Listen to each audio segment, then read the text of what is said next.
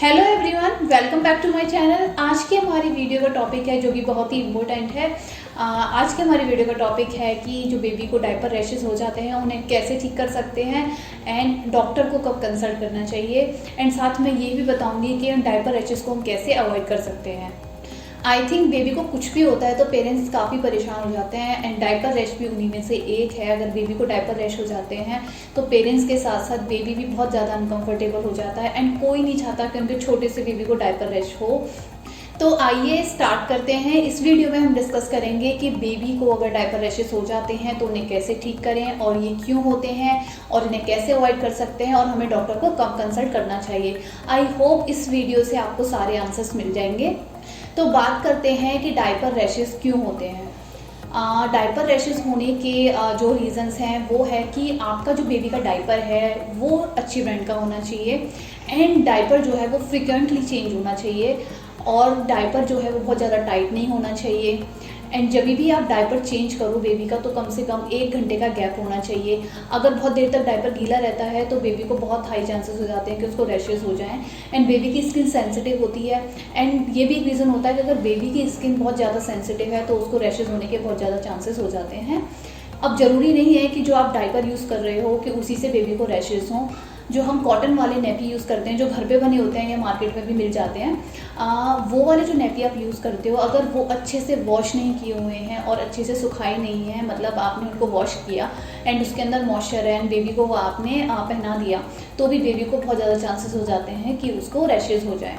तो बेसिकली हमें हाइजीन का बहुत ध्यान रखना होता है एंड अगर आप हाइजीन का ध्यान रखोगे तो ये जो रैशेज़ हैं इनको अवॉइड कर सकते हैं। लेकिन साथ में मैं आपको ब्रीफ बताऊंगी कि इनको और किस तरीके से अवॉइड कर सकते हैं। तो हम बात करेंगे कि हम डायपर रैशेज़ को कैसे अवॉइड कर सकते हैं। सबसे ज़्यादा जो ध्यान रखना है वो है हाइजीन का। हमें हाइजीन का बहुत ध्यान रखना होता है। जब भी आप डायपर चेंज करोगे बेबी का तो आपके हैंड्स क्लीन होने चाहिए एंड जहाँ पे भी बेबी को आप लिटा रहे हो वो सेक्शन एकदम क्लीन होना चाहिए। एंड जो डायपर आप यूज़ कर रहे हो अगर आप कोशिश करो एक साइज़ बड़ा लेने की तो बेटर है, ताकि वो ज़्यादा टाइट ना रहे बेबी के डायपर।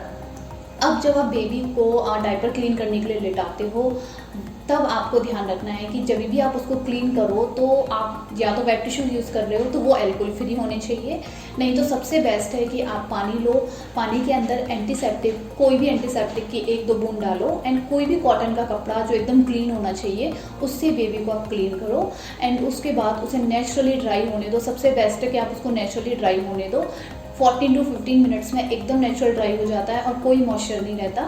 एंड उसके बाद आप कोई भी अच्छी ब्रांड की रैशेस जो क्रीम आती है वो बेबी के अप्लाई करो, या आप कोकोनट ऑयल भी ले सकते हो, बेस्ट है, एंटी बैक्टीरियल प्रॉपर्टीज़ होती हैं उसके अंदर तो आप वो यूज़ कर सकते हो। एंड जैसे ही वो स्किन में एब्जॉर्ब हो जाए 1-2 मिनट बाद फिर आप उसको डायपर पहनाओ।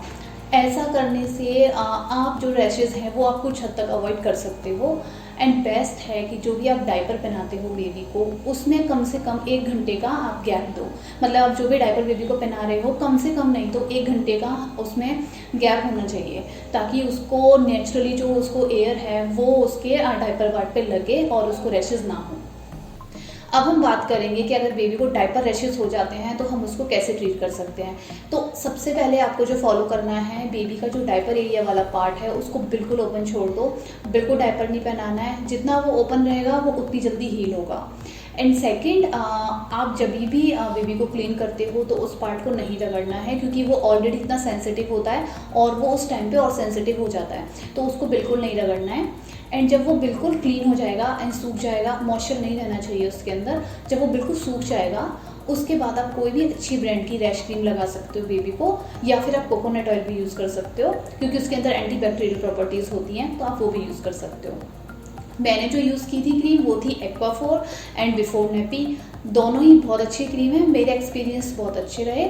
तो इनके जो लिंक है मैंने डिस्क्रिप्शन बॉक्स में मेंशन कर दिए, आप वहाँ जाके देख सकते हो। तो ये दोनों क्रीम आप यूज़ कर सकते हो। एंड इसके बाद आपको क्या करना है, बेबी को कोई भी कॉटन का कपड़ा पहना दो ताकि उसके अंदर हवा पास होती रहे, और अगर विंटर्स हैं तो उसको अच्छे से बेबी को कवर कर दो, बट आपको डायपर नहीं पहनाना है। आप जितना डायपर अवॉइड करोगे और बेबी को खुला रखोगे उतने जल्दी जो रैशेज़ हैं वो हील हो जाते हैं।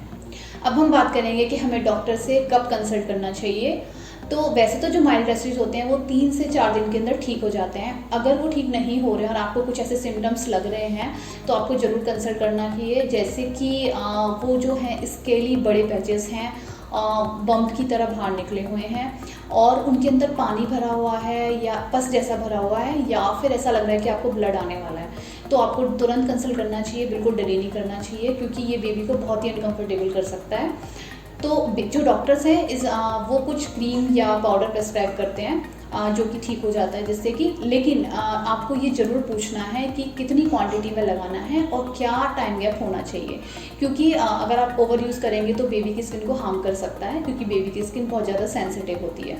तो ये जो बातें हैं ये आपको ज़रूर ध्यान रखनी है जब आप डॉक्टर से कंसल्ट करो तो ये इस वीडियो का एंड है।